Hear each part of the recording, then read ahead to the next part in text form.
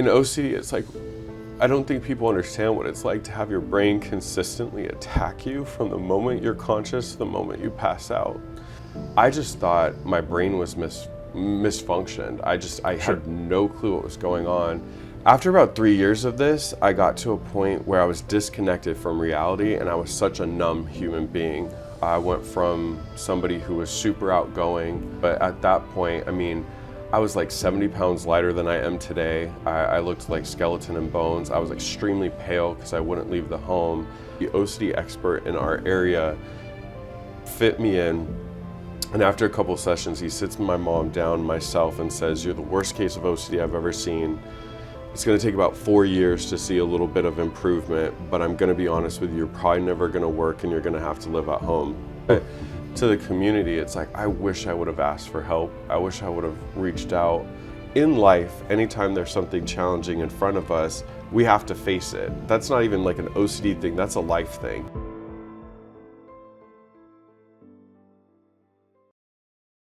Hello everyone, and welcome once again to the Get to Know OCD podcast. My name is Patrick McGrath, and I'm the Chief Clinical Officer at NOCD.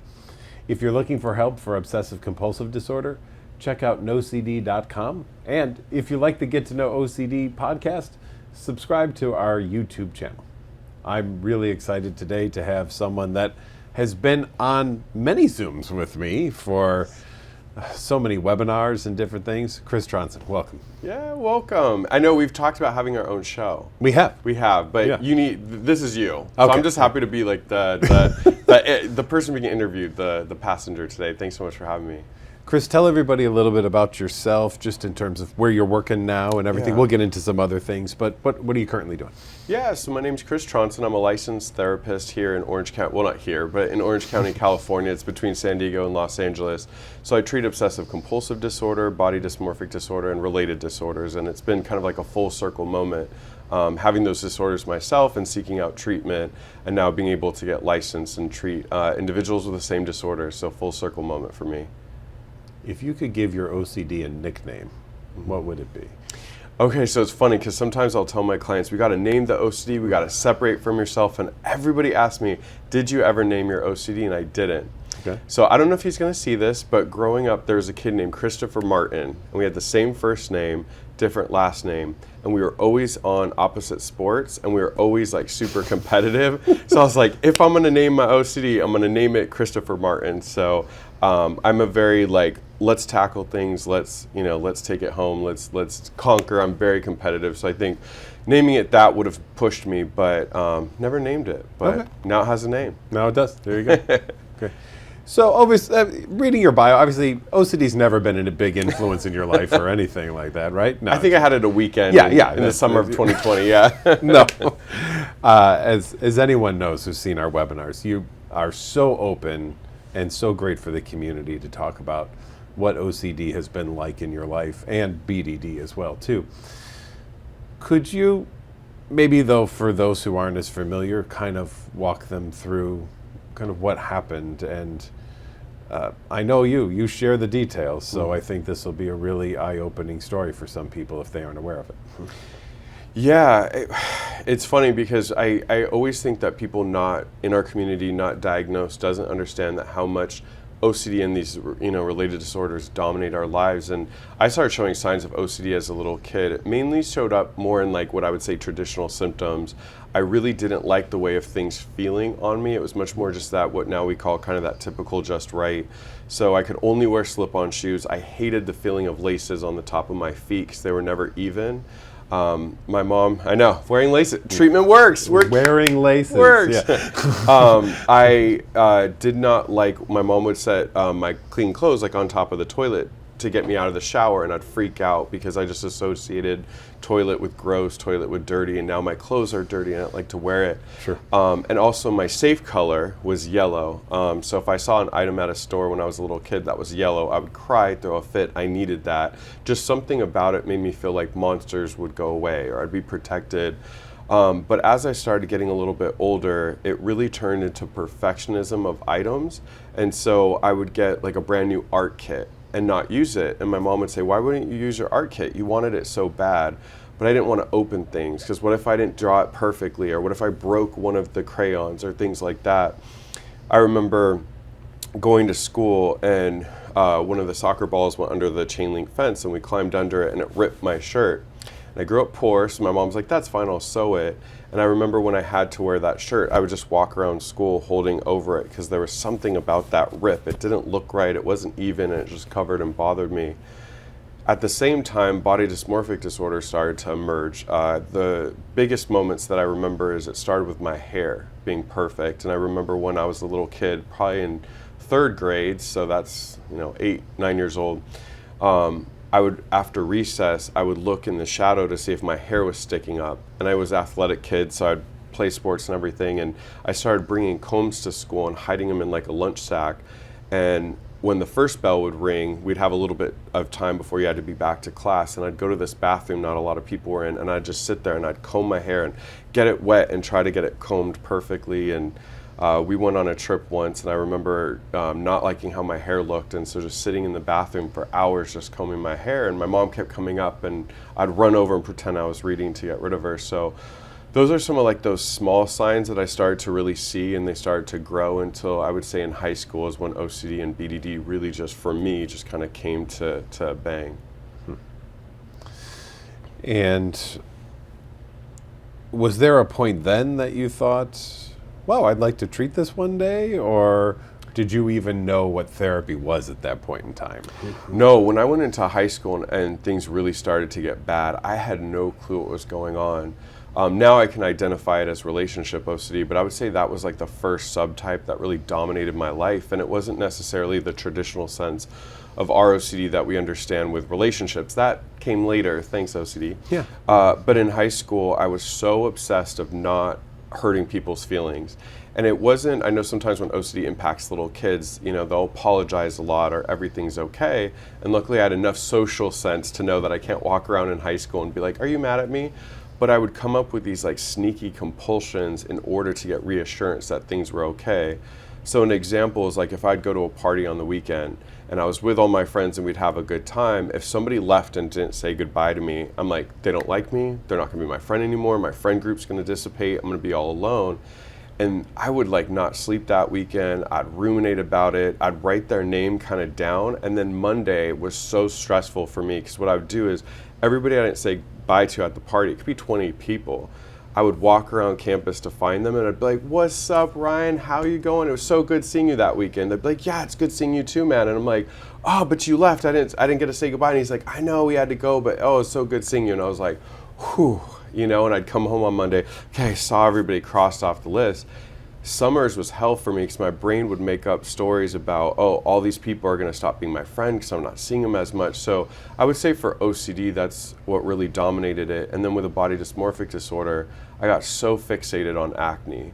And I remember telling my mom I wanted to go to a dermatologist, and she was kind of surprised. She's like, she's like, I had acne growing up and you have really clear skin. And going to dermatologist, begging for them to put me on Accutane because I'd read that was the best thing. And it wasn't until I finally went to an older dermatologist who was like a week away from retiring and basically bullied into putting me on Accutane because I was just like, I need to get it for my skin. And so the fixation on my skin and being perfect, and every dermatologist I would see is like, every kid your age would die to have your skin. It's clear, yeah. It's perfect, yet I would see it in the mirror and I'd see it in pictures looking terrible. And then around my senior years when contamination hit, and it wasn't really about germs, it was much more about health. So I'd seen a news segment and it was talking about toxic mold in homes that would get a lot of rain and it would kind of get into the wall and mold would start. And I remember freaking out about mold. And to get rid of mold in my mind, I needed to wash it off me. Well, that led to long showers, which did lead to some mold in the bathroom. And I remember thinking, I'm gonna die, I'm gonna get some kind of like respiratory illness and everything. So by the time I graduated high school, I barely graduated. My grades had tanked. I couldn't get to first or second period because I was taking these long showers and I was always struggling as there mold in school and trying to do all my acne and stuff. And as you know, the more and more you give into it, when I graduated high school, now I didn't have school that summer, and I would say the summer after high school and the first couple years of college is when everything pretty much went to hell. Where do you go from there? I mean, you made it through college, obviously struggle. Yeah, well, actually, so what happened was after high school, I ended up moving out with a friend because a friend, she had found a duplex and it was kind of separated, so it wasn't really like you were living together, but she needed to find somebody to rent the other side of the duplex. And I moved out. I was like, I'm gone. You know, there's mold in this house. I'm going to die. And I left. And so I started living in this home in Fountain Valley, California. And it was the worst thing because she and I were close friends, and that's when all the compulsions started. I remember we couldn't use dryer sheets in the washer or dryer because I had read formaldehyde somewhere would kill me. So I started telling her she couldn't use dryer sheets, and I didn't want her to have alcohol in the home because I was afraid I would get alcohol in my food, and then I would lose control and hurt people. And I wouldn't take out the trash because I didn't want to get illness. And so I started to try to control my environment, and she had no clue what was going on, and our friendship deteriorated, and it got to a point where I basically wasn't seeing anybody. I was really struggling to get to classes in college. I wasn't able to get to work on time. So eventually what happened is I was working at Dave & Buster's at the time. I just got too many warnings, and they were basically like, look, like we can't have you back. You can't make it to work on time. School, I was flunking, so I was dropping out of school, not going to class anymore. And my world got so small. And I'm Greek, close to my family. I stopped going. I mean, if anybody who's watching this is Greek, it's like you family's everything. You go to family holidays, you eat that spanakopita together, but I got to a point where I was just not going to family functions anymore, and it was because of the OCD and BDD just raging. I would say at my worst, I was doing compulsions probably 16 hours a day. I was sleeping maybe 2 hours here. It was never like a full night of sleep. I started getting definitely a fear of my mom dying, and even though we didn't really have a relationship at that time, but I had to go to bed at certain numbers or else she would die. I was doing a lot of cleaning in the home to prevent contaminants from getting some kind of disease, so I was cleaning all throughout the day. Meanwhile, on the BDD side, I was trying to get my hair to look perfect. I felt like my hairline wasn't perfectly across, so I was trying to use all these hair products to make my hair grow. Still had the issues with skin. Was really, really afraid of getting sun damage, so I was kind of locked in the house. And so I think anybody watching this that has OCD or related disorders knows is like, it's a time suck. It got to a point, I had worked since I was 15 and a half, and I was living off of my savings. And, that was the only way I could pay for rent, take care of myself. But when I left work, I was just living at home, living off of my savings. And it got to a point where I was pretty housebound. I only left the home Sunday nights to go to like a grocery store. I'd buy some food for the week. I'd buy enough supplies to get me through the week. And then pretty much every single day it was washing clothes all day. It was cleaning the house all day. It was worrying about what time with numbers. There was some checking OCD, so I was constantly checking things.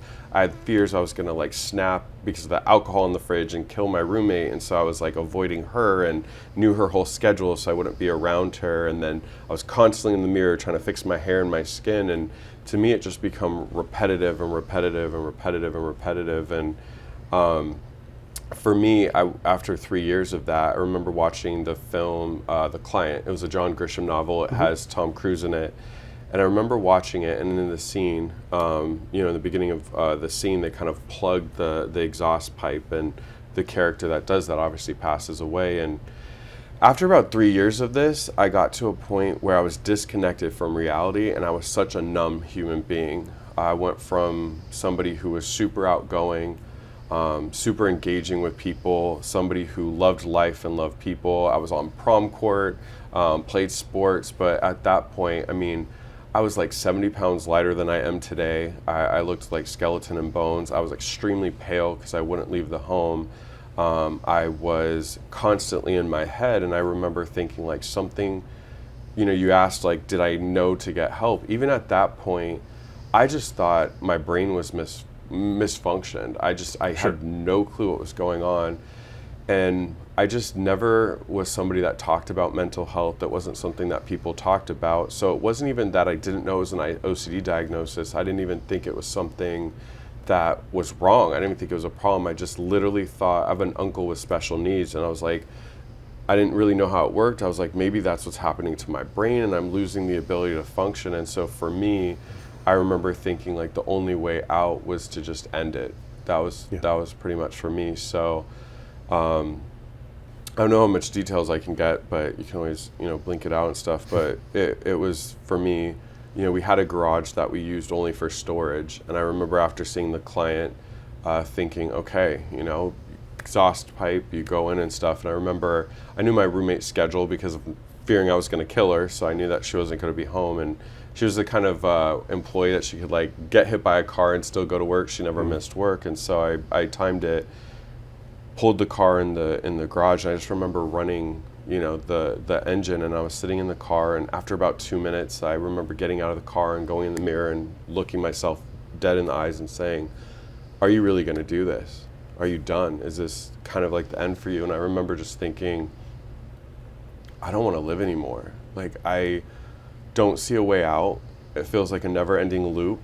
I don't have friends. I'm not connected with my family, and I was exhausted mentally.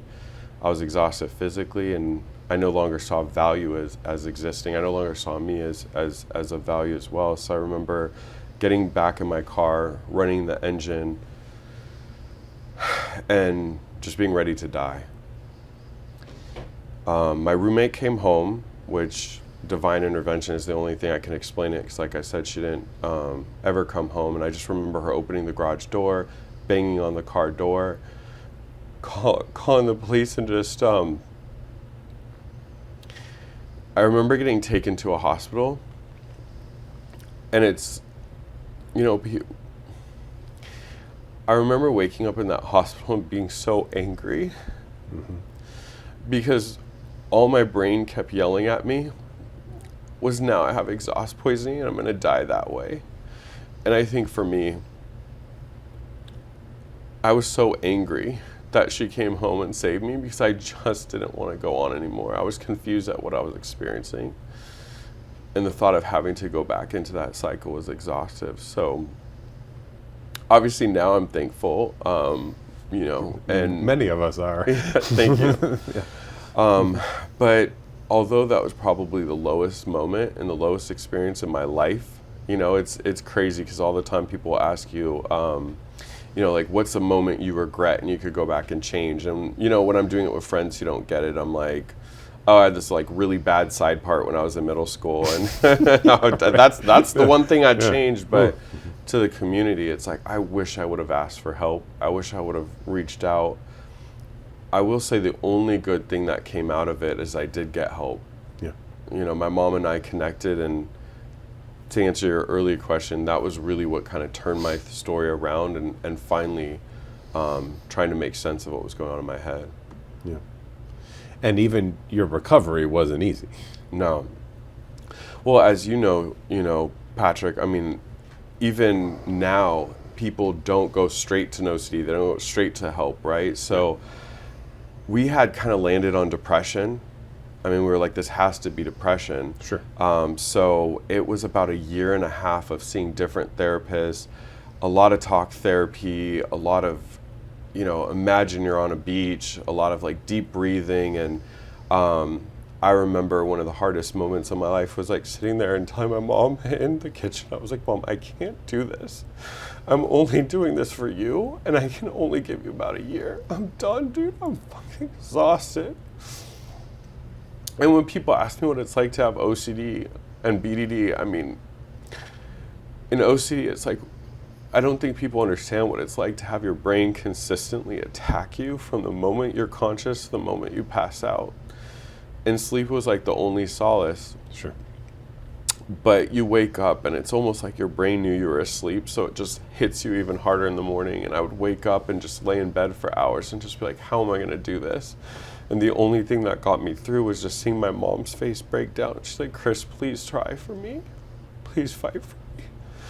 And I remember, as if OCD wasn't bad enough, and the depression, obviously, that comes with us, it's like, but then when I'd have to go in the mirror to brush my teeth, the face that I saw, I hated, looked like a monster to me. I looked like my face wasn't put together properly, and so I felt there was no corner. that I could go to, that I was going to be safe. I couldn't be in my physical self because I hated that. I couldn't be in my head because I hated that. And the only thing that actually turned it around is I was still only going out at night for OCD reasons. I didn't want to be around people. I'd have intrusive thoughts of like killing and harming people in public. And it would be so hard to be at a grocery store and you're just kind of talking to the cashier and all you keep seeing in your head is like grabbing something and bashing that person in the head, and then it's like contaminating your items because now those thoughts are with your items, so you have to throw them away and go to a new store and hope to not have the thoughts, and I was just done. But I don't know if people don't know this, but at 2 a.m, they don't have like a line of people just standing there to check you out. Yeah. And so there was, it was pretty hood, but they had this little jar that had like beans in it, and you'd like kind of shake it to get their attention. And there was a worker and she was kind of stocking stuff, and she was like, oh, I'll be there in a second. So I was kind of grabbing the magazines, and I this is like the most embarrassing part of all the magazines I had. I'm sure there was like a Newsweek and a Time, and I could have been intellectual and grown my mindset, but I was like, oh, here's 17 magazine. I'm going to take this and flip through this and see like, what is Harry Styles doing this week? But there was an article, and I still to this day wish I could meet who wrote it, because I don't know who wrote it, but it was this little article, and it wasn't even really an article. It was probably like a fluff piece to fit part of the magazine, and it said, if you have these 3 things, you may have something called obsessive compulsive disorder. And I remember reading them and being like, oh my God, that's me. Like, that is really me. Yeah. My mom worked at a hospital at the time, and I told her, and she went and talked to one of the doctors, and he's like, oh, that's when people think they're going to get sick from germs, so they wash their hands. And because germs wasn't a thing, it didn't really resonate. We went probably through another 6 therapists. A psychiatrist didn't know what they were doing. I wasn't willing to take the medication because I didn't even know what I was taking right. But finally I put my foot down. I'm like, Mom, it is OCD, I know it. So the OCD expert in our area fit me in. And after a couple of sessions, he sits my mom down, myself, and says, you're the worst case of OCD I've ever seen. It's going to take about 4 years to see a little bit of improvement, but I'm going to be honest with you, you're probably never going to work and you're going to have to live at home. And my mom and I said, thank you, that's inspirational. Can you put it on a t-shirt? We want to have that, turn it into a fragrance for a candle. I mean, thanks a lot, bud. I think that should be the IOCDF new slogan. You're screwed. Yeah. Right? Yeah. Oh. You may get better in about 4 years. So luckily my mom, and she's such a big part of my story. I mean, luckily my mom is a fighter, and she just didn't accept it. Yeah. And she, was looking around, online, and she found the IOCDF, and that's why I constantly dedicate my time to it. So my mom finds the IOCDF. It finally got us evidence-based care, and I remember walking in for my assessment, and the therapist was like going over what OCD was, and I was like, this lady is like in my bushes. She's like under my bed, because how does she know this? This is me. Yeah. Mm-hmm. And so I was getting, she was talking to me about what is exposure response prevention, kind of how am I going to be doing it and stuff. And I remember at that point I had hit such a rock bottom that I was like, I'll do anything. We talked about harm thoughts, sexual intrusive thoughts, because I thought that was just my brain going crazy, and she normalized it for me. Talked about the relationship OCD and more. But also while I was seeing her, she started noticing that a lot of my stuff had an OCD. Obviously it was OCD, but it was also connected to the body dysmorphic disorder, and they're kind of like working together to obviously ruin my life. But, they were impacting me both. And so she ended up, telling me a little bit about BDD. I found a BDD therapist. He was also apparently living in my bushes because he was telling me everything, and I was like, oh my God, he knows. Yeah. So really for me, that started my treatment journey, and getting evidence-based care after getting almost 2 years of poor care was the life-changing difference for my recovery.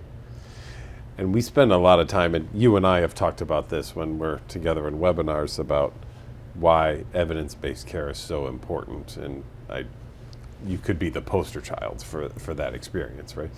Yeah, I mean, for people, I didn't understand what it meant, but I knew enough about science that I'm like, if people are following something that science is producing, it probably makes a lot more sense. And everything I had tried with different therapists, it didn't work. I mean, obviously talk therapy was probably the most, but I remember one therapist was like, you should wear these beads or lavender and stuff. And so after trying to lavender away and sage away my OCD and BDD, since it didn't work, right? But when they talked about exposure and response prevention, it kind of made sense to me in a sense. Well, not kind of, it made sense to me because in life, anytime there's something challenging in front of us, we have to face it. That's not even like an OCD thing, that's a life thing. You know, if you're really, really afraid of opening your own business, or, you know, if you want to date, you have to put yourself out there. And so it made sense to me that I was going to reconnect with these things that I had sort of given up or put on the back burner or was afraid of altogether. And I was going to start putting myself back into the situations that mattered. And the cool thing is, why I'm doing that, there's going to be a lot of learning involved. And so as I started to face things, so I had this obsession that I was going to kill my grandma and my little sister. I'd moved in with my grandma, my dad, and my little sister ended up moving in afterwards. But there was this like 6x8 little kind of storage closet in her house. And so it had double doors and they could lock. And so she was so like, I don't understand, I have a room for you. You could stay in this room while you're getting this therapy. Why do you want to be in a closet? But to me, I was like, there's double locks. It's away from everybody. It's a lot harder for me to kill someone. It's a lot harder for me to snap and kill my grandma and my little sister. And I remember when my therapist is like, this is what I'm going to have you do, is like, right now you're tracking where they are in the house and you're always trying to be in this room, and they leave the house, then you can exist. And so slowly and systematically, you're going to start to be around them again.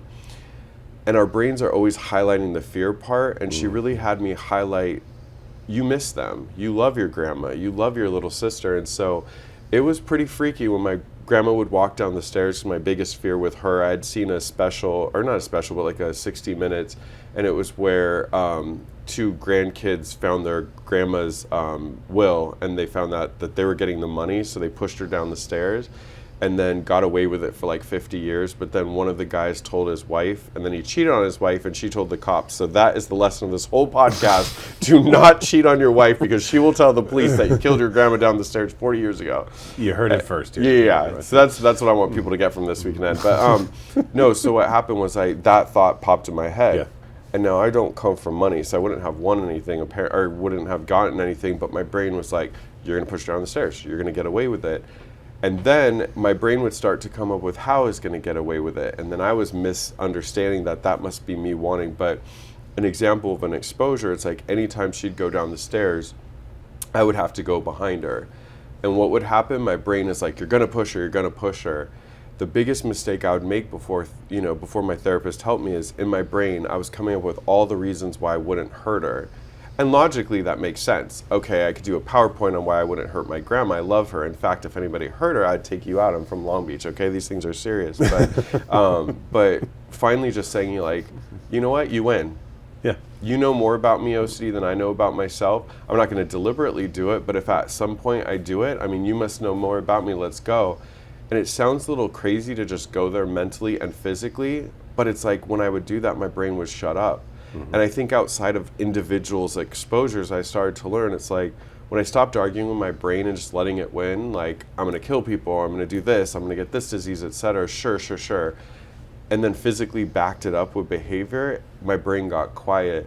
And after about 2 years of treatment in OCD and 2 years of treatment in BDD, which was getting back into dating, it was getting out of the mirror, it was stop fixating on individual parts and seeing my whole self.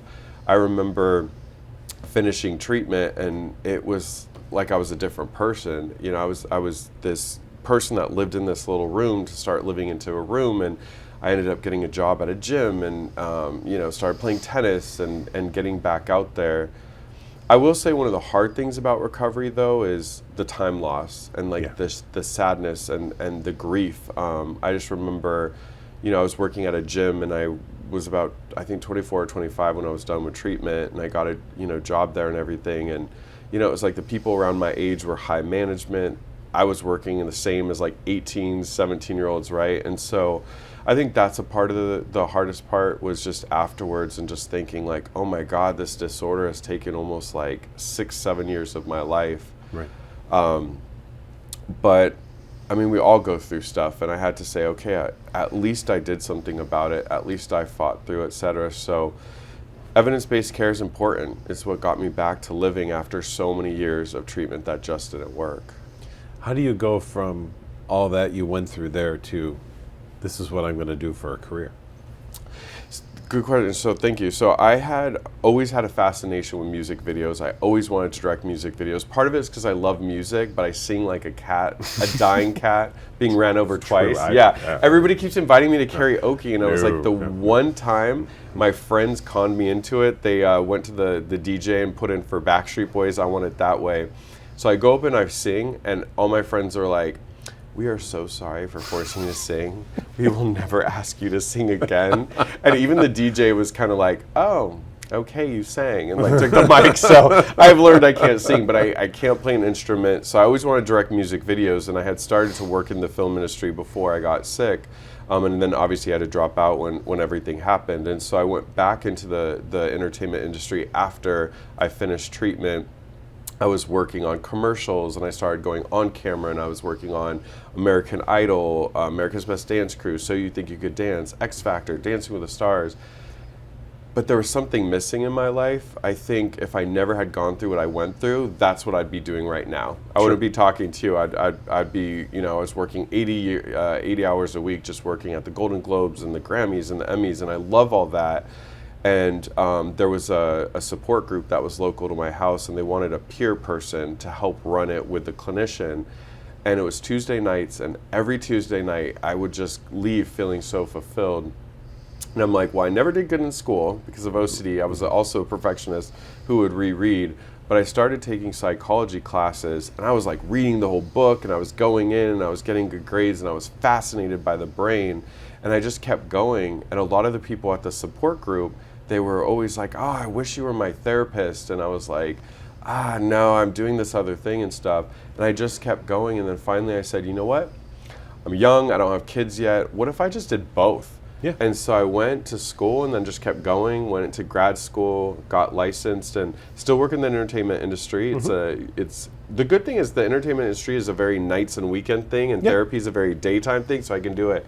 But for me, there's just something fulfilling, as you know, and one of the things that NOCD is helping to solve, there is still so many people in this world, not even in this country, in this world, that are struggling with the same disorders I am, OCD and BDD, and cannot find care. There's people in all places of the earth and rural and et cetera that really struggle with that. And so for me, I just knew that there needed to be more of us. And so I felt so fulfilled through the support group and felt so fulfilled as I started being able to see clients. And to me, it's become such a full circle moment. I remember being that scared kid, like walking into the first therapy session of good therapy. I should have been scared when I got the bad therapy. Right. Especially when I walk into somebody's room and all it smells like is sage and lavender, and she's like, "Just find your chakras." And I was like, "My chakras at home, bye." But no, for me, it was just like walking into that session originally, and just feeling heard, understood, and empowered. And so I want to do that for people that are going through these horrific disorders that take over your mind. So it's been such a full moment for me to be able to now treat the same disorders that took so much out of my life. You do a ton now with OCD SoCal. Can you tell us about the work you do there? Yeah. So the IOCDF, International OCD Foundation, my mom and I consistently credit for saving my life because it was really hard to find evidence-based care in the area. And so the IOCDF has these pocket affiliates throughout the country, and they're starting to open up some worldwide. And OCD Southern California, the IOCDF came to me before the LA conference when Ethan Smith, who was a great friend of ours, was the keynote. And they said, there's no affiliate out here. We need to get some boots on the ground kind of situation. And so they asked my mom and I if we would kind of take over this affiliate and start to bring resources to the West Coast.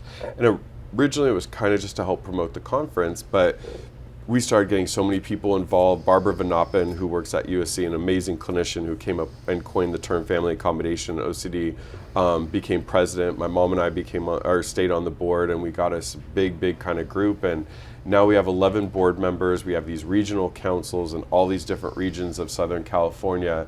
We've put on conferences that I've had 500 or 600 people. We've had NOCD be big supporters of ours. You've spoken at these conferences. So we've reached people virtually all across the world, physically all of Southern California.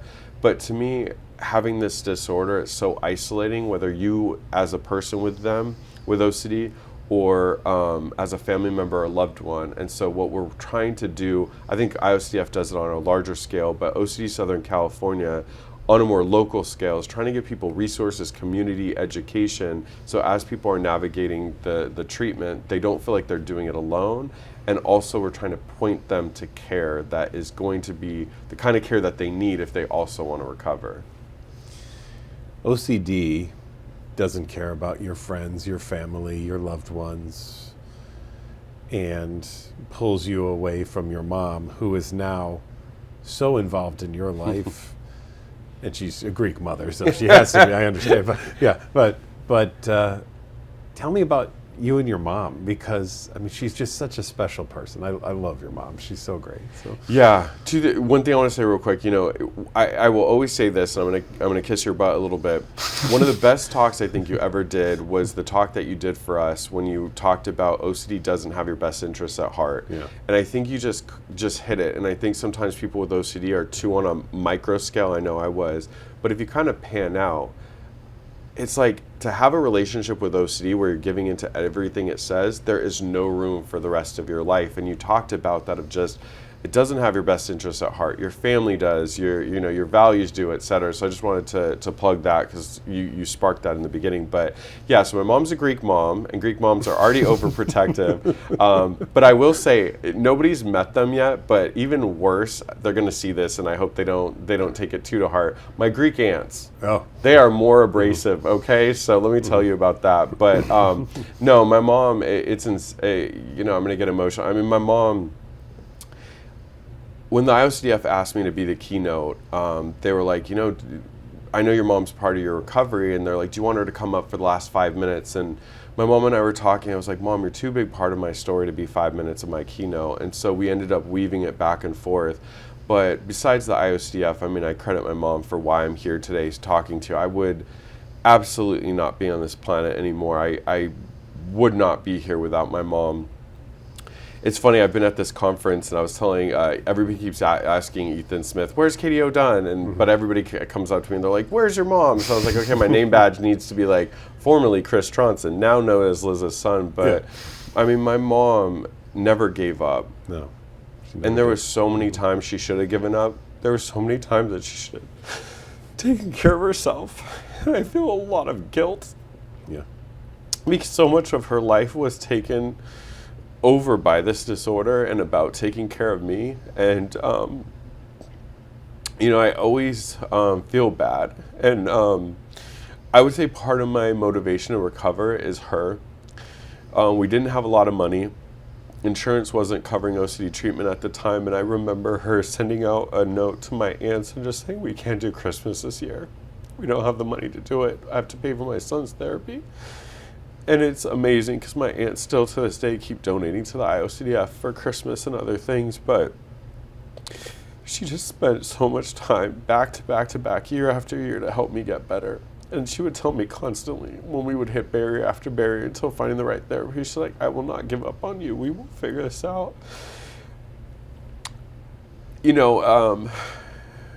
My mom currently likes my sister more because she has had twin boys, making my grandchildren. I heard were arriving. Yeah, so in Greek she's a yaya. That's what we say in Greek. She's a yaya, and it was so funny because at the OCD SoCal walk recently, we were talking about being on the board, and I think a lot of people know she's my mom, but some people don't. We had a lot of new walkers, and so she was talking about her role on the board, and to like kind of tear up to say how great I was. I'm like, yeah, you also have another role that you absolutely love. And I thought she was gonna be like, oh yeah, and I'm Chris's mom.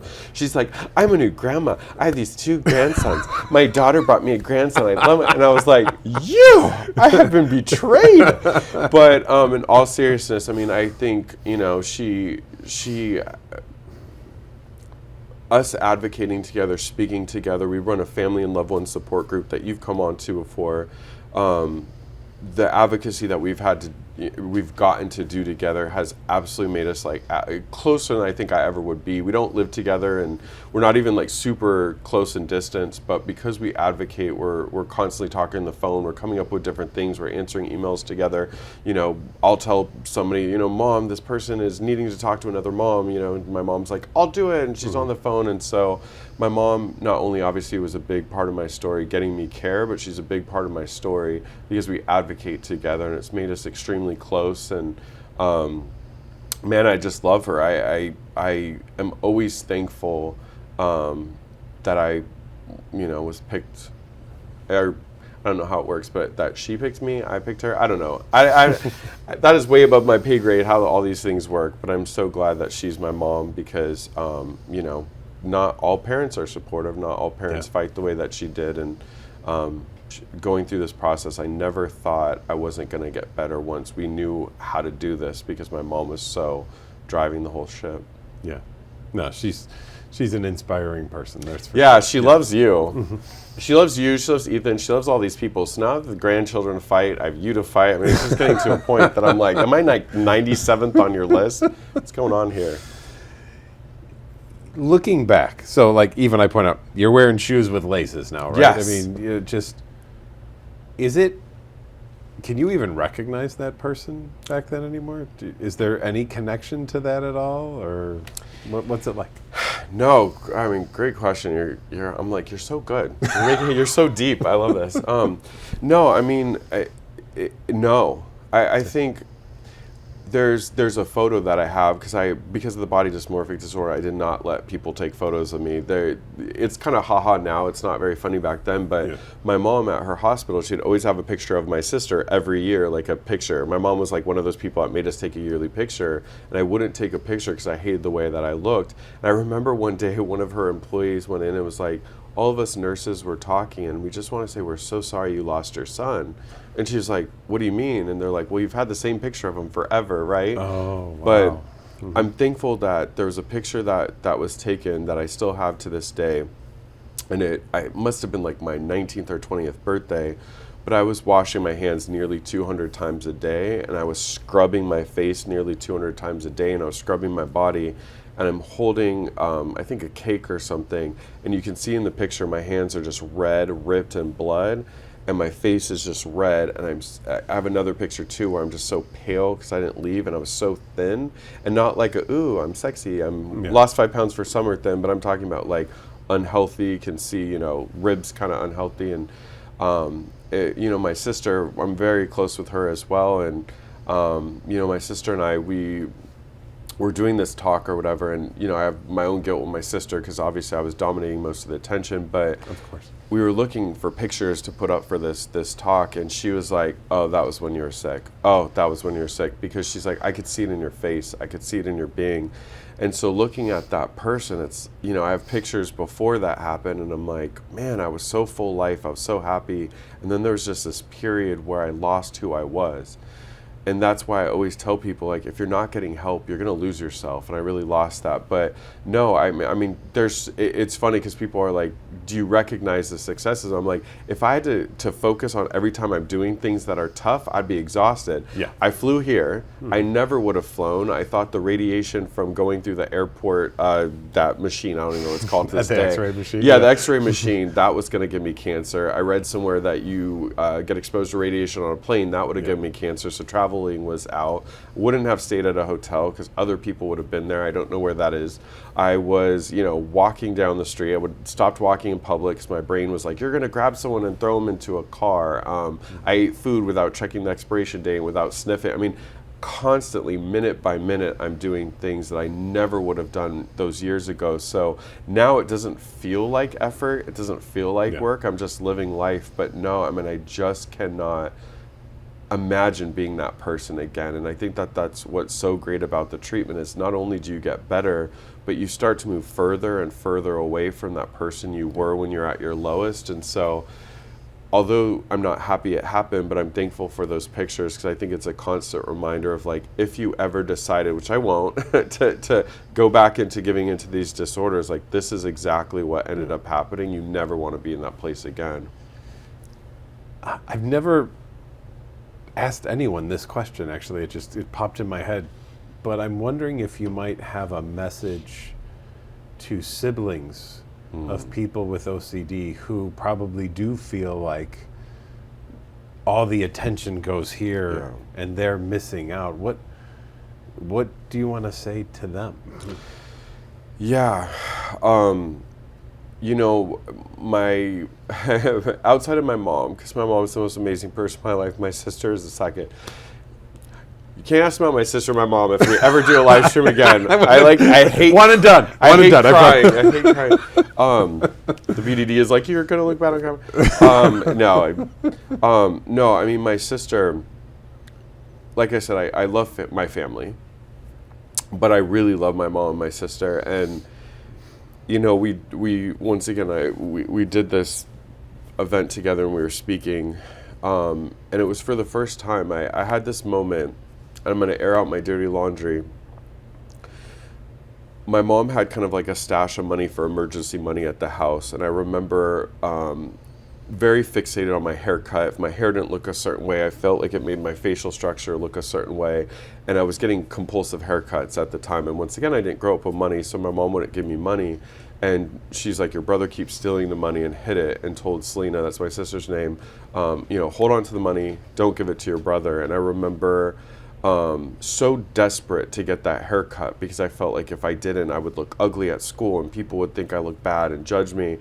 And I remember taking a lighter. I mean, none of us smoked, but we had a lighter for a candle. And I remember like turning on the flame and saying, I'm going to burn your hair if you don't give me that money. Because I was so desperate to change my appearance. So I was like, I will burn your hair. And I remember like these disorders take us out of who we are. I'm Greek, we defend our women, I'm like protective of my sister, my grandma, my other sister, and my mom, and I just remember thinking, like, how could I be that person? And hearing her speak about growing up and being the forgotten child, the sibling that didn't get attention, learning to kind of just like buckle up, hold in your emotions, and follow the line with your head down because Chris needs all the attention and she can't. There was so much of her life that she needed my mom, she needed the attention, she needed the support, and she couldn't. And you know, it was weird. I would like apologize to her. She's like, Chris, we're older. I understand. Yeah. So I'd say to siblings, like, first and foremost, I promise we're not doing it deliberately. There's never a moment that I consciously knew what I was doing. I was just desperate to be in a safe place. But it is okay for the siblings to feel hurt. And even if, you know, I told her, I'm like, I know you love me, so it's okay. And I want you to be able to be angry or be hurt or have your emotions. So if there's siblings out there that are feeling like the forgotten child, it's reminding yourself that your loved one isn't doing this on purpose, and it's okay and it's valid to feel like you were forgotten. And my mom and my sister have healed, and I think that's important, and we've had open family conversations about it. And what my sister told me really helped heal her is knowing that my mom and I were just driving without directions. And there's such better directions now because of NOCD and other organizations that are getting people adequate and evidence-based care. But there is no manual for this. We're all doing our best. But I think those healing conversations go much further than people realize, because I know it's made our family absolutely heal. There's people out there watching this now who are just figuring out what's going on in their lives, who are looking for treatment. What's your advice to them? Get treatment, and get the right treatment. The good thing is I always remember learning about the DSM and learning about the treatments in grad school and seeing the stats of the percentage of people that get better in these different disorders and being like, oh my God, that's low. And what always stuck with me is it takes people on average 9 to 10 rehabs to get sober, right. And that still won't guarantee that sobriety will last, right? And I'm like, oh my God. So hearing the stats, I was like, oh, these stats for OCD are higher than everything else. And it made me feel like we have treatments. I was speaking on a panel with Dr. Catherine Phillips, who wrote The Broken Mirror for BDD. And I remember somebody asking about eating disorder. And I'm thinking eating disorder treatment must be more effective because there's so many more people that treat eating disorders. And she was like, eating disorders are statistically found to be much harder to treat than BDD. And I'm like, wow, we have good treatments for OCD, we have good treatments for BDD. So anyone out there, I want you to recognize that we have evidence-based care. We have treatment. We have treatment that works. And the way that you're living your life right now, I know it feels safe. I've been there. You can't see past kind of like the immediate around you. But the single greatest thing I ever did for myself at a young age was say yes to that first session, and then show up to that second, and show up to that third. And by getting treatment, my life has completely turned around. I'm able to talk to you on this podcast. I'm able to travel. I date. I have friends. I live on my own. I'm able to, I've spoken to Angelina Jolie and Brad Pitt and Madonna and all these major people on that side. And I have clients that are now at the conference speaking and part of the organization, and they're leading stuff now because they've gotten better. And there's so much that you are more than what is going on right now. And start with the small steps, the here and now. What do I need to do first? Then what do I need to do second? And trust that the treatment will work. The treatment will get back to who you really are. You will be that person that you were either before, if you've had OCD forever, the person that you're destined to be. And so we all are scared, to face difficult moments. But I will say Jonathan Grayson always says that people who have gone through OCD treatment are better off because they've learned how to live with uncertainty and to fight through difficult things. And I truly believe that I'm a stronger and better person from all that I've had to go through. So I know people watching this may be scared or frightened, but I can say the single best thing I ever decided to do is say yes to treatment. Cool. On another note, you, in 25 years from now, I would assume, will be receiving the Career Achievement Award from IOCDF based on everything you've done for them. So I'm just making a prediction, right? Can you say right 45 now. years? Because I'm very young, Patrick. Yeah. In 25 years, I'm only going to be 25. So That's true. That's true. How can I win a Lifetime Achievement Award at sorry, 25? I had a little bump there. So 78 years from now, you will be getting... When they announce the things you've done for your career, in addition to what you've already done, what else would you love it to say? Ooh. Well, I was on a panel with 3 people that have written a book. Mm-hmm. And so Catherine Phillips is like, yeah, and you can get any one of our books. And I was like, I'm the idiot that hasn't written a book yet. So writing a book, I want that to be one thing. Right. So I'm going to hold you to that. Yeah. Mm-hmm. No, I mean, what I would love for it to say is it's already starting to happen, coming to this conference and seeing a couple of my clients speak. And, I had a client of mine that was here volunteering, and she had volunteered at the last conference, and we were eating actually before I came up to do this podcast, and she said, I didn't struggle at this conference. Last year it was so difficult to get through the conference, and I didn't struggle this year, and I had such a good time. Thank you. So for me, what I think the main thing that's most important to me is I want to make sure that I've planted seeds in people, and whether they go on to do great things in other arenas. But my big dream, I would say, because of how much advocacy work and how important being an advocate is to me, if I have clients that have gone on to advocate and then go on to help other people, whether it's through being a clinician or through their advocacy, and more people, and there's sort of this chain of people that have gotten better from OCD and decide to stay in our community to either as a clinician or an advocate or both, continue to touch more and more people's lives to the point that we no longer have people waiting over a decade for treatment.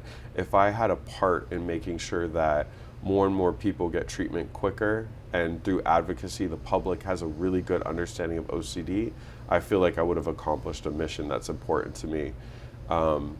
Living in the unknown and not knowing what's going on in your head is the absolute worst thing possible. So when I get that achievement award, when I'm 25 and 78 years when I'm 25, if we are in a place where the public knows about OCD, people are getting treatment right away, people are getting it covered, and it's a much smoother process than it is now, and because of the work I've done has led to that at any part, that's how I feel fulfilled, knowing that people that are going to have these disorders aren't going to have to suffer like I did. No, I have no doubt you'll achieve that. Thank you so much. Awesome. Thanks for being here, Chris. Yeah. Can I say one final word? Yeah, please. First of all, thank you. Thank you so much for doing this. I think it's so important. What I guess the final word that I want to say is, because I feel like, somebody watching this is probably at a low point. What I want to say is that you may not see this right now, and you may not believe this right now, but there's going to be a point that you're going to make a decision that you're going to do something different. You're going to lean towards treatment. You're going to start to fight back against, the beast known as OCD. And that moment that you made that decision, just like that moment I made the decision to say yes when my mom found that therapist, just like I do, you will look back and you will be so proud that you made that decision. And that will be a small start on a journey of recovery. And when you're at that point like I am, where you feel, man, I have this managed, I'm in a good headspace, I'm living my life, the OCD is smaller and smaller by the day, you'll be so proud of that moment. So if you're sitting there watching this and you haven't made that decision, there's never going to be a better time, there's never going to be a better day than now to do something about it. So say yes to recovery, you deserve it, and you too will look back and maybe they'll go on your podcast. That would be great. Could use more guests, so yes. That sounds fun. I know. You're like, people get better. You need more guests. Thanks, Chris. Thank you so much, Patrick. And thank you, everyone, for joining us today on the Get to Know OCD podcast. Again, you can subscribe to our YouTube channel at NOCD, and if you need help with OCD or related conditions, go to NOCD.com. We'll see you again soon.